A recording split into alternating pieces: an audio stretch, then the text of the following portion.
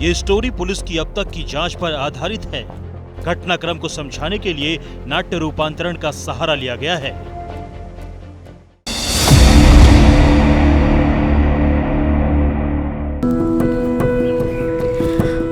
Hello यार, बुलबुल कैसे आजाद हो गई। हाँ यार, ऑफिस वालों ने आज लव लेटर दे दिया, हो गई नौकरी की छुट्टी। चल कोई बात नहीं है, मिलते हैं तो एंजॉय करते हैं। और सुन, तू ना सोडे के साथ दारू का जो है ना इंतजाम धासू रखियो, आज पार्टी हार्ड करेंगे, ठीक है? चल मिलते हैं।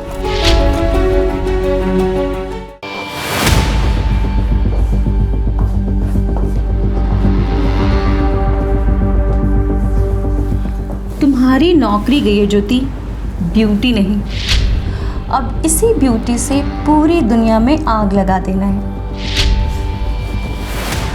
तो कैमरा उठाओ, मस्ती भरी खूब वीडियोस बनाओ और लोगों को दिखाओ।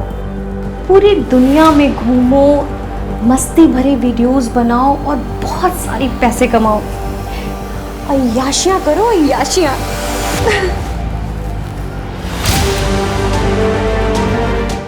हेलो गाइस, तो मैं हूं आपकी फ्रेंड ज्योति मल्होत्रा और मैं आज एक ऐसा वीडियो आपके लिए बनाने वाली हूं ना, जिसमें होंगी ढेर सारी मीठी मीठी बातें, खाना पीना, मौज मस्ती और होगा, सोचो क्या होगा। So stay tune with my channel travel with जो। हेलो गाइस, तो वो जिंदगी ही क्या जिसमें रंगीन सपने ना हो, अय्याशी ना हो, लेकिन वो मिलेगी कहाँ? अपने इस देश में या पड़ोसी मुल्क में? गाइस, कभी आपने ये सोचा है? नहीं सोचा ना? तो मत सोचो, बस चलो मेरे साथ मस्ती के इस ट्रिप पे। हेलो गाइस, तो मैं हूँ इस टाइम पाकिस्तान में और मैं ले रही हूँ यहाँ के ताजे फलों के जूस का मजा। और सच बताऊं तो यहाँ के लोग भी इसी जूस की तरह मीठे हैं। तो दोस्ती का हाथ बढ़ाइए और लुत्फ उठाइए यहाँ के मेहमान नवाजी का। क्यों, सच कह रही हूँ ना अली साहब? आप गलत करके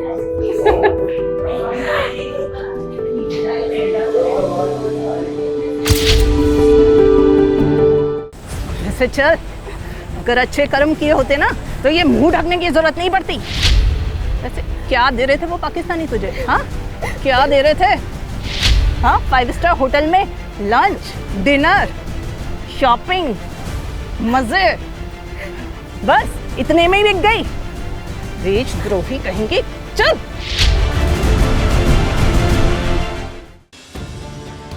जासूस गद्दार, ये कहानी एक ऐसी लड़की की है जिसकी जिंदगी में रहस्यों के कई मोड़ हैं। किसी के लिए वो बिंदास गर्ल थी, किसी के लिए देश दुनिया की नई जानकारी देने वाली यूट्यूबर, तो किसी के लिए वो एक शातिर एजेंट थी, एक ऐसी खतरनाक जासूस जिसने अपने हर राज को बेहद छुपा कर रखा था। कोई नहीं जानता था कि वो लड़की एक ट्रैवल चैनल की आड़ में अपने देश को धोखा दे रही है। कोई नहीं जानता था कि वो दुश्मनों की बेबी डॉल बन चुकी है, चुपके चुपके देश विरोधी गतिविधियों को अंजाम दे रही है, दुश्मनों तक खुफिया जानकारियां पहुंचा रही है। और जब उसके गुप्त गेम का खुलासा हुआ तो हिंदुस्तान से लेकर पाकिस्तान तक मच गया हड़कंप।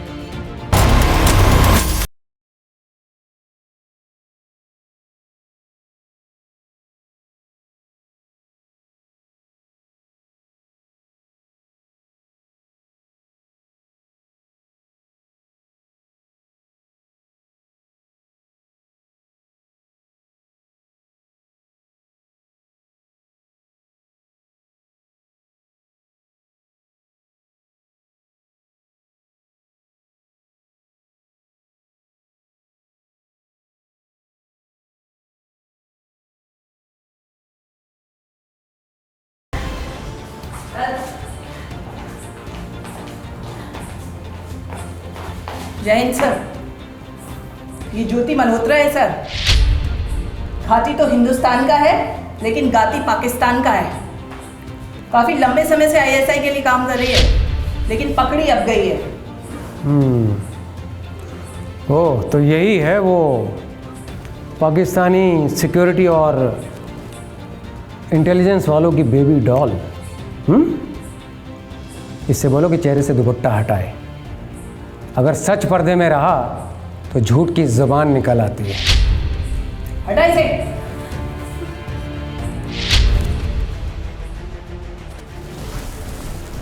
तुम्हें मालूम है कि तुम्हारे चेहरे की मासूमियत ने इस देश को कितना बड़ा धोखा दिया है? उस धोखे की दास्तान मैं तुमसे सुनना चाहता हूं। और हाँ, झूठ मत बोलना, वरना मैं वो हूं जिसके सामने मुर्दे भी सच उगलने लगते हैं। समझी कि नहीं? जी सर। ठीक है, यहां बैठो और जो कुछ मैं पूछूं उसका साफ साफ क्लियर कट आंसर देना। समझी?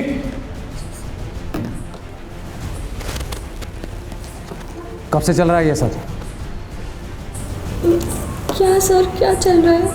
मतलब ये कि पाकिस्तान के लिए कब से जासूसी कर रही हो? सर मैं कोई जासूसी नहीं कर रही हूँ, आपको गलत फहमी हो रही है। अच्छा, हमें गलत फहमी हो रही है। तुम करती क्या हो? सर मैं एक यूट्यूबर हूँ और मैं अपना चैनल बस उसके लिए ही काम करती हूँ। यूट्यूबर? और तुम्हारा चैनल क्या नाम है उसका? ट्रैवल विद जो। चलो, तुम क्या समझते हो कि हमने आंखों पर पट्टी बांध रखी है? कभी पाकिस्तान, कभी चाइना, कभी इंडोनेशिया, तो कभी नेपाल। पिछले 3 सालों में तुम जहां जहां गई हो और किस किस से मिली हो, इसकी पूरी इंफॉर्मेशन है हमारे पास। समझी? सर मुझे यकीन करिए, मैं अपने चैनल ट्रैवल विद जो के लिए वहाँ गई थी और इसी के लिए मैं काम भी करती हूँ। मैं जिससे मिलती हूँ इसी सिलसिले में मिलती हूँ सर।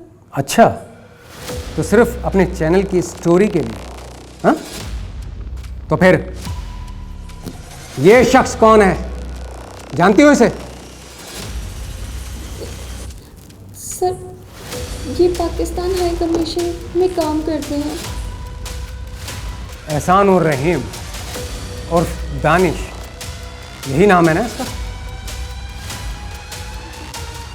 कहने को तो ये एक डिप्लोमेट है, लेकिन काम पाकिस्तान की खुफिया एजेंसी ISI के लिए करता है। Am I right?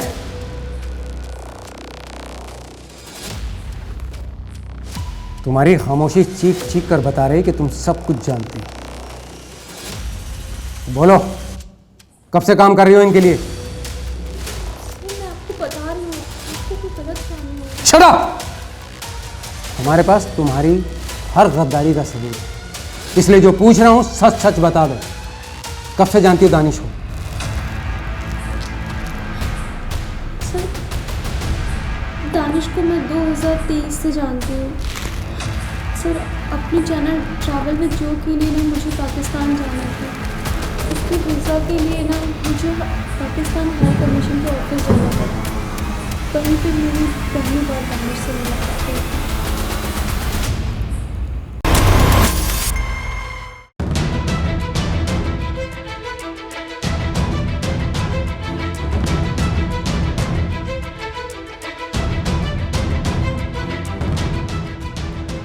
Excuse me sir, mister Danish से मुझे मिलना था। दानिश से? हाँ जी सर। तब तो आप एकदम राइट जगह आई हैं। फरमाइए, मैं ही हूँ Danish. My self Jyoti Malhotra. Sir मुझे मिस्टर हरकीरत सर ने भेजा था आपके पास। मिस्टर हरकीरत? वो हरकीरत कुरुक्षेत्र हरियाणा सिख गुरुद्वारा मैनेजमेंट कमेटी के IT सेल्स के अध्यक्ष है ना वो? Yes yes yes yes yes yes yes, now I got it. तो बताइए। सर मुझे पाकिस्तान जाना है और मुझे वीज़ा चाहिए था उसके लिए। उन्होंने कहा था कि आपके लिए छुट्टियों का काम है। मोहतरमा देखिए, अगर हरकीरत जी ने कहा है तो मुझे उनका काम तो करना ही पड़ेगा। आप बताइए, आपको कब जाना है पाकिस्तान? सर जब आप भेज दें। तो हम अभी आपको दें, लेकिन आपको इसका हाथ बढ़ाना पड़ेगा। वाई नॉट सर, मुझे तो पाकिस्तान के लोग बहुत ज़्यादा पसंद हैं। अच्छा, फिर तो हम भी आपको अच्छे लग रहे होंगे। सर आप तो हैंडसम हंक हैं ही। ऐसा है क्या? फिर तो लगता है आज आईने में खुद को गौर से देखना पड़ेगा। आईने में नहीं सर, यहाँ देखिए मेरी आंखों में। इस कातिलाना अंदाज से हम मर ही जाएंगे। मरना नहीं है सर, मुझे पाकिस्तान का वीज़ा दिलवाना है। वीज़ा तो बहुत छोटी सी बात है। आप चाहें तो हम आपका पूरा का पूरा टूर स्पॉन्सर कर सकते हैं। सच में सर, पूरा का पूरा टूर स्पॉन्सर कर सकते हैं? बस सर मुझे तो यकीन ही नहीं आ रहा है। तो यकीन कर लीजिए कि आप पाकिस्तान जा रही हैं और उसका सारा का सारा खर्च पाकिस्तान सरकार उठा रही है। लेकिन सर इसके लिए मुझे करना क्या होगा? कुछ नहीं, बस अपना सामान पैक करना है और पाकिस्तान की तरफ रवाना हो जाना है। आगे का हम देख लेंगे। सर ऐसा है ना, तो आप मुझे अपना नंबर दे दीजिए, मैं आपको कॉल करूँगी। श्योर, लेकिन पहले आप ये बताइए कि आप क्या लेंगे, ठंडा या गर्म? वो आपकी पसंद है।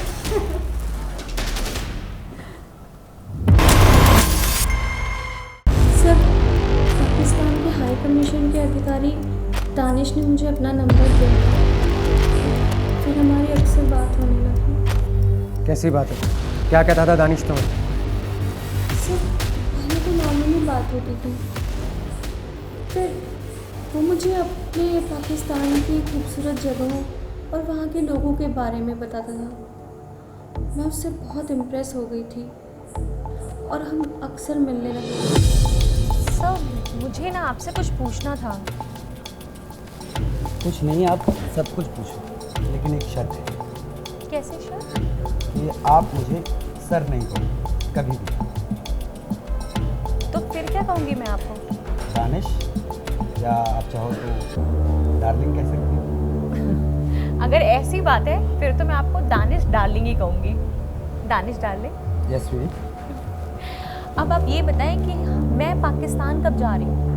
अगले हफ्ते सब कुछ फाइनल हो गया है। किस किस से मिलना है, कहाँ कहाँ जाना है, एवरीथिंग इज फाइनल। तो इसका मतलब है कि बहुत मज़ा आने वाला है। हाँ, और आप चाहो तो हम आपका मज़ा दुगना कर सकते हैं। कैसे? हम आपको लाखों रुपए दे सकते हैं, लेकिन बदले में बस आपको पाकिस्तान का ख्याल रखना होगा। पाकिस्तान का ख्याल रखना होगा? मैं कुछ समझी नहीं। इसमें समझना क्या है, बस पाकिस्तान को अपने दिल में बसाना है। थोड़ी सी इन्फॉर्मेशन जो मैं कहूँ उसे इधर उधर करना है बस। इंफॉर्मेशन? Yes, information. देखो सुधी, मुझे घुमा फिरा के बात करने की आदत तो है नहीं। मैं चाहता हूँ कि तुम हमारे खुफिया एजेंसी ISI के लिए काम करो। ज़्यादा सोचो मत, तो कह रहा हूँ वो करो, ज़िंदगी बदल जाएगी। गाड़ी, घोड़ा, मकान, बैंक बैलेंस, एवरीथिंग एक झटके में मिलेगा। तैयार हो? अगर इतना सब कुछ हो सकता है तो मैं तैयार तो हूँ, बट दानिश कहीं कुछ गड़बड़ तो नहीं होगा ना? कुछ गड़बड़ नहीं होगा स्वीटी, बिलीव मी। सच में ना? मैं हूँ।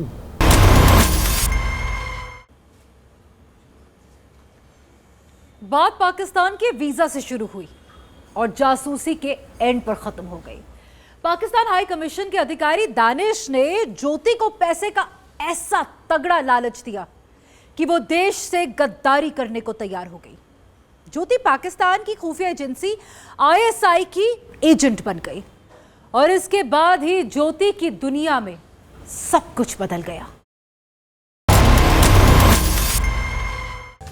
ओह, तो पैसों के लिए तुम गद्दार बन गए और पाकिस्तान के लिए जासूसी करने लगी। लेकिन ये सारा काम तुमने किया कैसे? सर, 2023 में मैं सिख श्रद्धालुओं के जत्थे के साथ पाकिस्तान गई थी ताकि किसी को शक ना हो। वहाँ दानिश ने मेरे ठहरने, घूमने फिरने हर चीज़ का इंतज़ाम कर रखा था, इसीलिए मुझे किसी चीज़ की टेंशन ही नहीं हो रही थी और मुझे लग रहा था कि मेरे सारे सपने सच हो रहे हैं। है पाकिस्तान का गेट, बस एक कदम की दूरी और हम पाकिस्तान में होंगे। Welcome to Pakistan. ये है हमारा पासपोर्ट जिस पे हमें मिल चुकी है स्टैम्प फॉर 7 डेज। को करेंसी मिल चुकी है पाकिस्तानी। एक शॉप है लाहौर क्लोथ हाउस, सब आए हैं पाकिस्तान से। मेरे पास तो है कुल 400 रुपए। पंजाबियां दी शान, लाहौर का ड्रोन व्यू। लाहौर पुलिस पिला रही है आज चाय। अलग दे लाहौर दिया जिस हिसाब न हंसदी। आज का हमारा सफर होगा पाकिस्तान की इन मोस्ट कलरफुल बस में। यहाँ पे ऑर्डर की दूध वाली चाह ते नाल हैगे समोसे। दूध वाली चाह दा पीण दा स्वाद ही वख हुंदा है। वाह, नाटक करना तो कोई तुमसे सीखे। यहाँ भारत के लोगों को लगता था कि तुम पाकिस्तान की लाइफस्टाइल और वहाँ के कल्चर से लोगों को रूबरू करा रहे हो, जबकि सच्चाई ये है कि तुम वहाँ सबकी आंखों में धूल झोंक कर जासूसी कर रही थी। Am I right? जी सर, मैं पाकिस्तान 3 बार गई थी और तीनों बार मैं वहाँ अलग अलग शहर में घूमने गई। बहुत सारी मस्ती की और उसकी वीडियोस भी बनाए जिससे लोगों को मुझ पे शक ना हो। सो इस तरफ हम इंडिया में हैं, बस एक कदम की दूरी और हम पाकिस्तान में होंगे। Welcome to Pakistan. और यहाँ से हो चुकी है हमारी एंट्री। तो देखो यार क्या मस्त वेलकम हो रहा है यहाँ पे फ्लावर से। और ये बुके, अरे बाबा पकड़ूं कैसे इसको। मैं हूँ अभी फ़िलहाल पाकिस्तान के पंजाब में स्थित ननकाना साहिब में, जो कि लाहौर से लगभग 50 किलोमीटर है। और यहाँ पे हम मत्था टेकने आए हैं गुरु नानक देव जी की जन्मस्थली पर बना ये बहुत ही भव्य खूबसूरत गुरुद्वारा। ट्रक देखो यार, देखो जी यहाँ का 5000 का नोट। पुलिस सच्चा सौदा, यहाँ का माहौल। लंगर वो इस टाइप से देगचों में बनाया गया है। तो तुसी कुछ कहना चाहोगे हिंदुस्तान दी आवाम नू? मैं ते तन सब नू जी आया नू कहना चाहती हाँ। थानू विसाखी दी बहुत बहुत मुबारकबाद। ते बड़ा अच्छा मैनू लग्या इत्थे आके। और मैं चाहती हाँ कि इंडिया दे जेड़े पंजाब दे साडे भैणां ने, भरा ने, बजुर्ग ने, वो इत्थे बड़े शौक नाल आन, उन्हां वास्ते इत्थे आसानियां होण, सारा कुछ होण। पाकिस्तान में तुम्हारी मस्ती की वीडियो तो दुनिया को सिर्फ दिखाने के लिए थे, लेकिन हकीकत में तुमने वहाँ पे पर्दे के पीछे क्या किया? पर्दे के पीछे? हाँ, पर्दे के पीछे तुम वहाँ किस किस से मिली और क्या किया वो बताओ। सर, मैं जितनी बार भी पाकिस्तान गई थी मुझे दानिश की सिफारिश पे VIP ट्रीटमेंट मिलती थी, सिक्योरिटी मिलती थी। मुझे किसी टाइप की कोई दिक्कत ना हो, इसलिए ISI का एक एजेंट अली हसन हमेशा मेरे साथ ही रहता था। तो अली हसन से तुमको मिलवाने वाला ये दानिश ही था? जी सर, दानिश की सिफारिश पे अली हसन ने मुझे सेना और इंटेलिजेंस से कई बड़े अधिकारियों से मिलवाया था। उसी ने मुझे बताया था कि मेरा रोल क्या है, मुझे क्या करना है और भारत में रह कर के कैसे देश विरोधी गतिविधियों को अंजाम देना है और यहाँ की खुफिया जानकारी किस तरीके से पाकिस्तान पहुँचानी है। तो मेरी जान सब समझ में आ गया है ना? Yes boss. बॉस नहीं, डार्लिंग। कहो डार्लिंग। डार्लिंग? हाँ, वो क्या है ना कि ये लफ्ज़ मेरे कानों को बहुत अच्छा लगता है। Okay darling, as you wish. तो इस बार इंडिया जाते ही तुम्हें एक नया टास्क दिया जाएगा और जैसे ही वो टास्क मुकम्मल हो जाएगा तुम तक तुम्हारा पूरा माल पहुंच जाएगा। ओके डार्लिंग, मतलब इस बार फुल मज़ा आने वाला है ना? हाँ। पूरा माल, भरपूर टास्क। एक्सक्यूज मी, एक मिनट।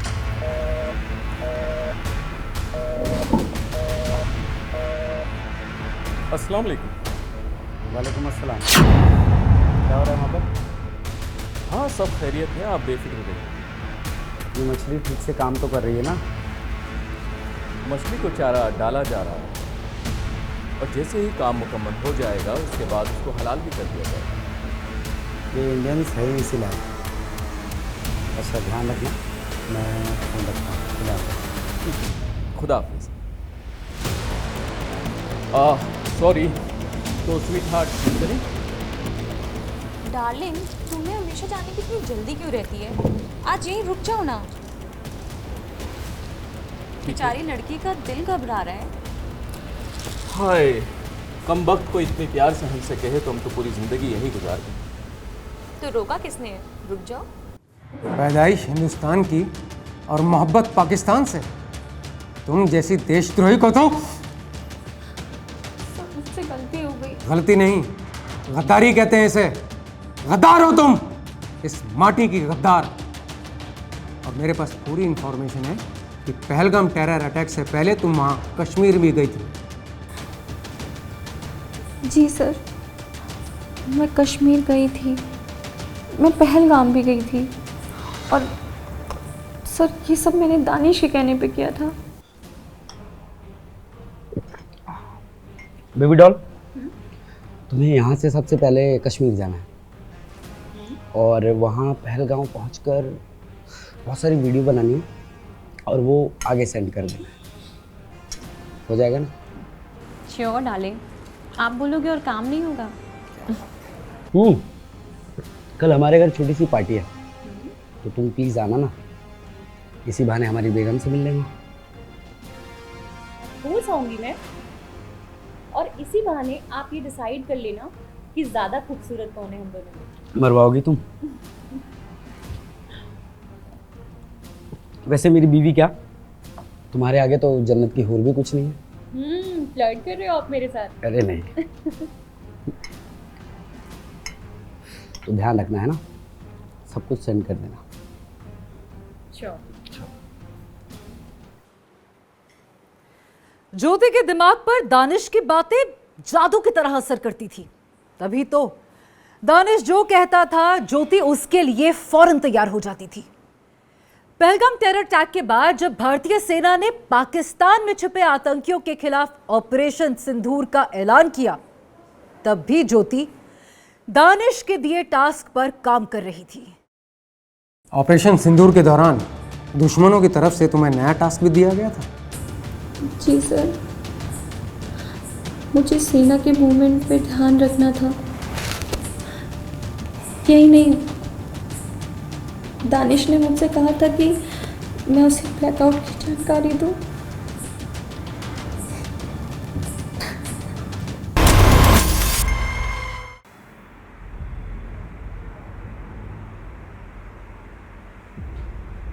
हेलो, वालेकुम अस्सलाम। क्या चल रहा है माँ? क्या होगा, इनकी सरकार तो जंग सवार है।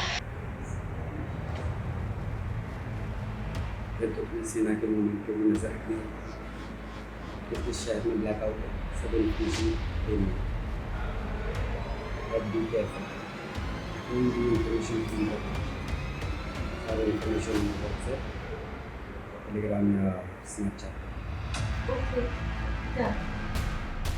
अच्छा सुनिए, मैं ये बोल रही थी ना कि जब ये काम हो जाएगा ना, तो आप मेरी शादी में वहीं पाकिस्तान में करवा दीजिएगा। वहीं बस जाऊँगी तो ज़्यादा सही रहेगा। मतलब कभी यहाँ के लोगों को पता चला ना जासूसों के बारे में, तो सारी रही मुझे। चिंता मत करो, किसी रईसजादे से हमारा विवाह करवा देंगे।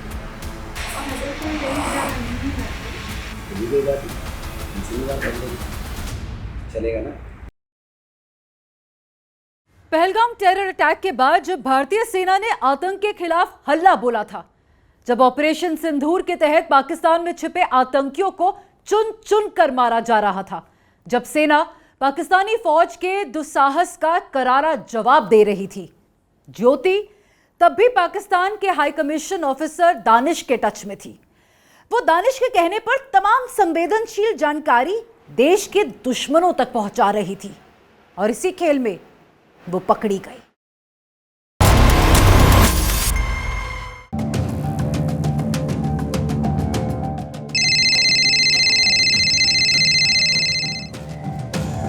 हेलो। हेलो। अस्सलाम वालेकुम। वालेकुम अस्सलाम। कैसा है मेरा बेबी डॉल? मैं तो अपनी शहजादे के इंतज़ार में हूँ।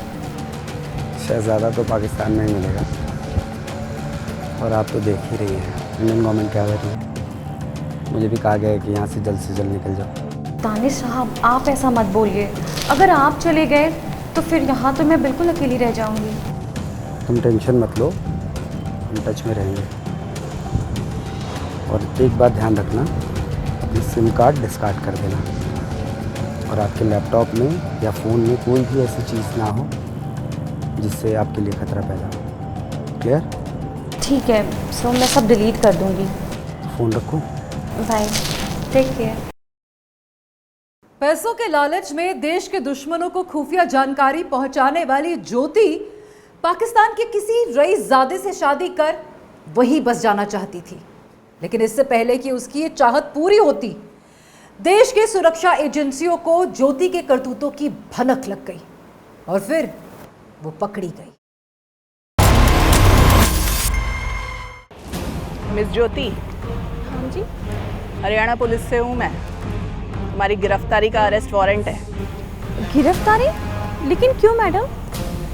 ये तो तू बहुत अच्छे से जानती है, अपने देश के साथ गद्दारी कर रही है, दुश्मनों का साथ देती है और अब नौटंकी कर रही है कि तुझे कुछ पता नहीं है। चल मेरे साथ, चल। मैडम आपको कोई गलतफहमी हुई है। चल। मैडम आपको कोई गलतफहमी हुई है।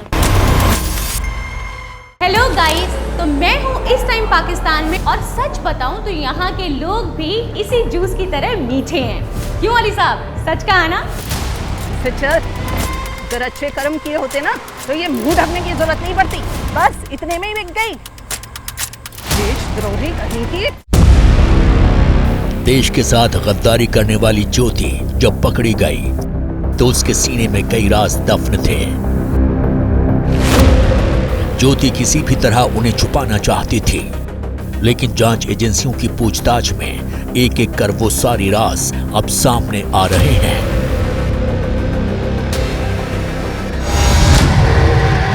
सूत्रों के मुताबिक ज्योति मल्होत्रा के मोबाइल फोन की जांच में कई खुलासे हुए हैं। सबसे बड़ा खुलासा यह है कि दिल्ली में वो पाकिस्तानी हाई कमीशन में तैनात दानिश के साथ बातें किया करती थी।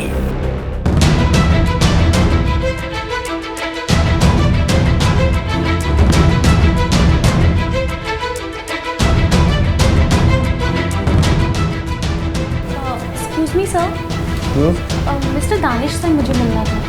दानिश से? हाँ जी सर। तब तो आप एकदम राइट जगह आइए।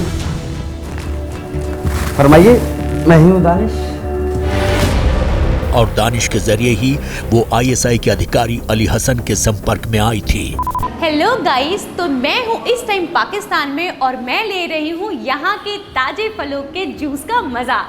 और सच बताऊँ तो यहाँ के लोग भी इसी जूस की तरह मीठे हैं। तो दोस्ती का हाथ बढ़ाइए और लुत्फ उठाइए यहाँ के मेहमान नवाजी का। क्यों, सच कह रही हूँ ना अली साहब? आप गलत करके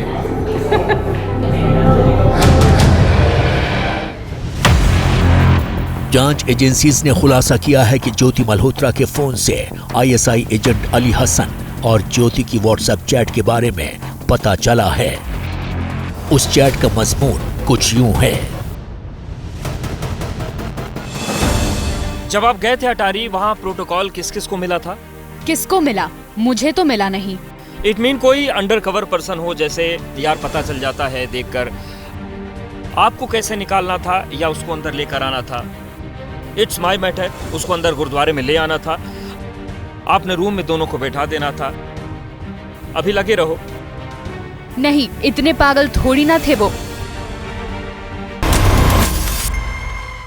बस एक कदम की दूरी और हम पाकिस्तान में होंगे। Welcome to Pakistan. Welcome to Rawalpindi, Pakistan. Islamabad शहर मात्र यहाँ से 10 किलोमीटर दूर।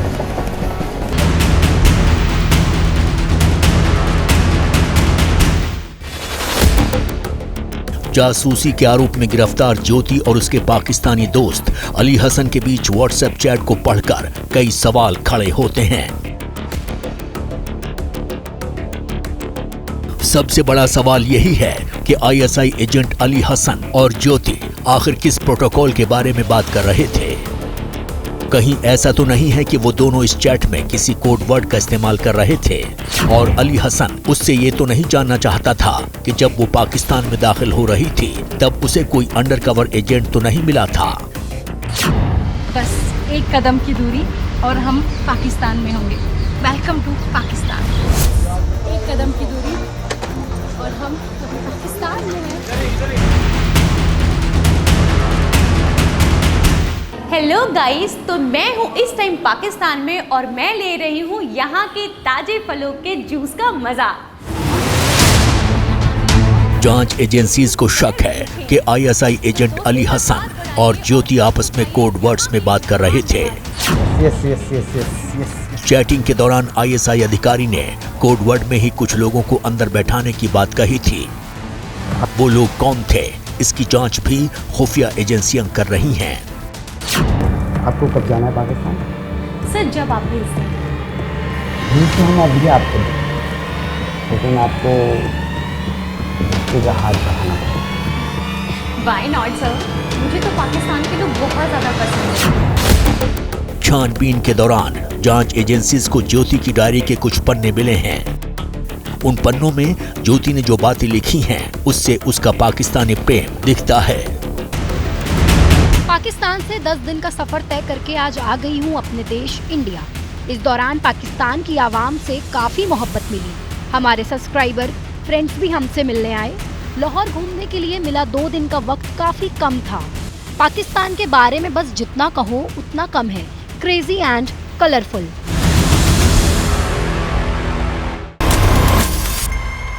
Welcome to Canggu beach in बाली।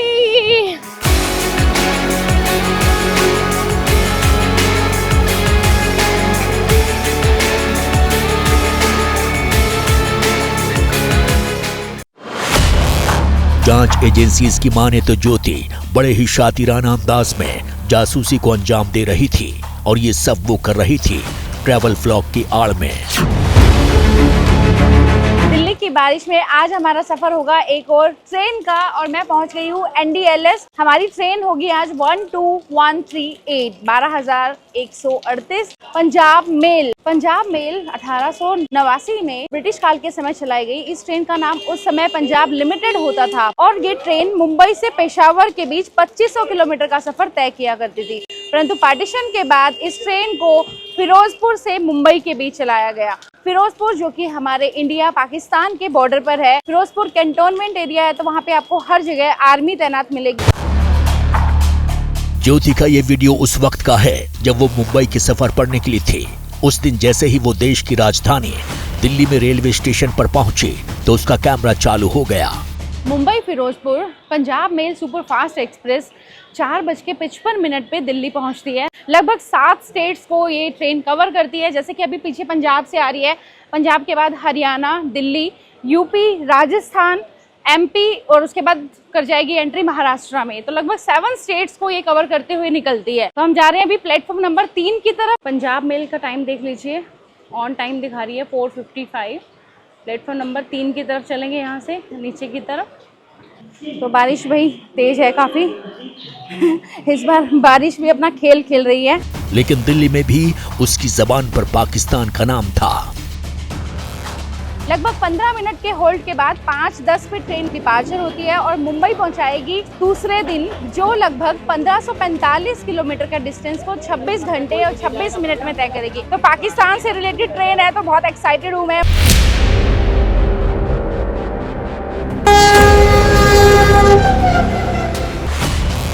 ज्योति जब प्लेटफॉर्म पर थी तब भी कैमरा चालू था और जब वो ट्रेन में सवार हुई तब भी कैमरा चालू था।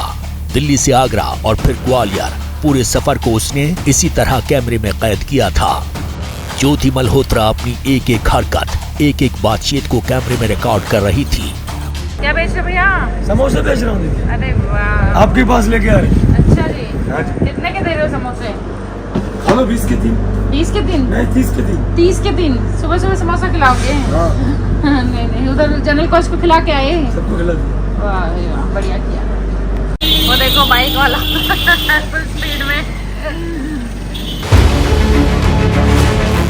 वो कभी ट्रेन के अंदर शूटिंग कर रही थी तो कभी ट्रेन से बाहर निकलकर हर मंजर को कैमरे की सीक्रेट आंख से देख रही थी। आप ये जानकर हैरान रह जाएंगे कि ज्योति मल्होत्रा की गिरफ्तारी के बाद उसका ये ट्रैवल व्लॉग यानी मुंबई के सफर का वीडियो भी जांच एजेंसियों के निशाने पर आ गया है। जांच एजेंसियां यकीनन ये जानना चाहती हैं कि मुंबई में ज्योति मल्होत्रा कहां-कहां गई थी और किस-किस से मिली थी। गणपति बप्पा मोरया। दोस्तों फिलहाल हूँ मैं अभी मुंबई में।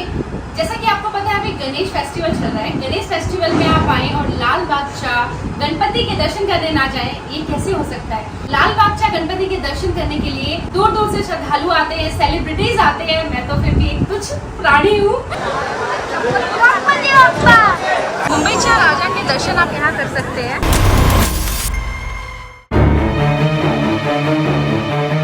ज्योति का ये दूसरा वीडियो गवाही दे रहा है कि मुंबई में उसने लाल बाग के राजा के दर्शन किए थे। जैसा कि 1.5 दिन के बाद हमारा दर्शन करने का तो बहुत ज़्यादा रश मैं कह सकती हूँ कि नहीं है। मैं आगे आने वाले जो 7 दिन हैं उनमें तो मतलब आपको यहाँ पे पैर रखने की जगह भी बहुत मुश्किल होगी, बट फिर भी ये आस्था है। और यहाँ पे देखो, यहाँ छोटे छोटे यहाँ पे स्टोर शॉप्स बनी हुई हैं जहाँ से आप फूल, पूजा की सामग्री और नारियल प्रसाद ये सब ले सकते हैं। सबसे खूबसूरत बात क्या है ना यहाँ पे देखने को मिली है, वो है यहाँ की साज सज्जा, डेकोरेशन। और इसके साथ साथ यहाँ पे आपको ना पूरी सिक्योरिटी भी मिलेगी।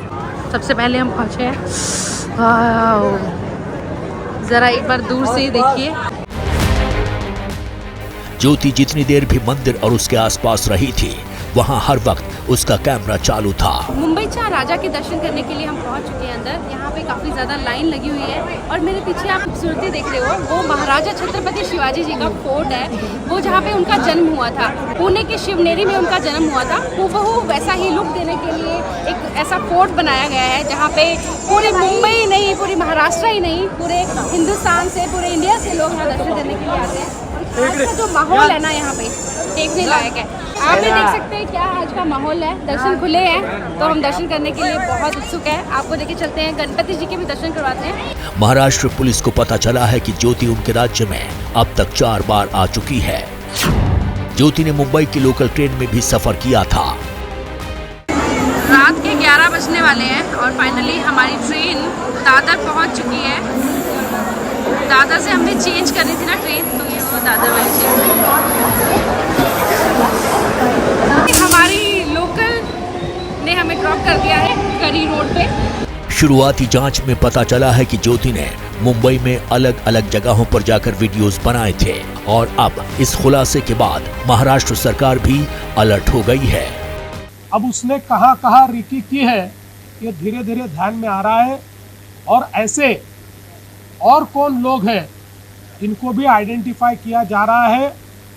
भारत के खिलाफ जो भी साजिश करेगा हम उनको छोड़ेंगे नहीं।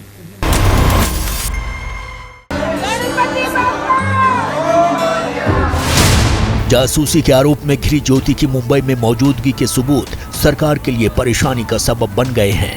मुंबई चाह राजा के दर्शन कर लिए हैं, अब जा रहे हैं लाल बाग के राजा के दर्शन करने। अब ये पता लगाया जा रहा है कि मुंबई में सबसे बड़े गणेश उत्सव की रिकॉर्डिंग और लाल बाग चाह राजा के दरबार में जुटी भीड़ को कैमरे में कैद करने के पीछे ज्योति का आखिर क्या मकसद था। लाल बाग चाह राजा के दर्शन करके हम आ चुके हैं बाहर।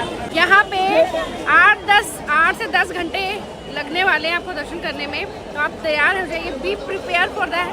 पर एक अलग ही मजा है, सुकून है, खुशी है। ये वेटिंग का भी अलग मजा है कि गणपति बापा ने हमें यहाँ बुलाया दर्शन करने के लिए। छानबीन में ये जानकारी भी मिली है कि ज्योति ने कुछ फोटो और वीडियो डिलीट किए हैं। गणपति बापा मोरया। ऐसे मामले की तह तक पहुंचने के लिए जांच एजेंसीज अब ज्योति के मोबाइल फोन और लैपटॉप की फॉरेंसिक जांच करवा रही है ताकि उसने जो फोटोज और वीडियोस डिलीट किए थे उन्हें दोबारा रिकवर किया जा सके।